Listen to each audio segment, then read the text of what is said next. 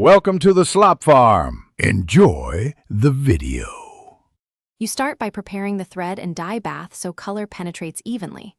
Wet the thread thoroughly to remove air. This prevents blotches.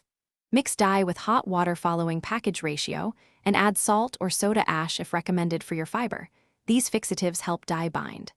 Stir until dissolved, then lower the saturated thread slowly while stirring to avoid tangles. Once the thread is in, maintain gentle motion so the dye distributes and you don't get streaks.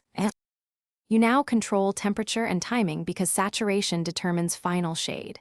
Keep the bath steady. Sudden cooling causes uneven uptake. Once the bath is at target heat, monitor elapsed time and stir periodically to keep the thread moving.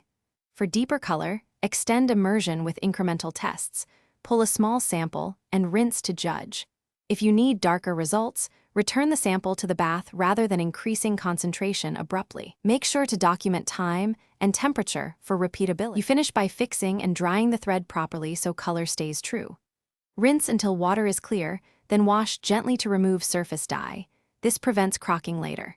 Squeeze out excess water without wringing and air dry flat or on a spool away from sunlight to minimize fading. If you notice patchiness, don't panic.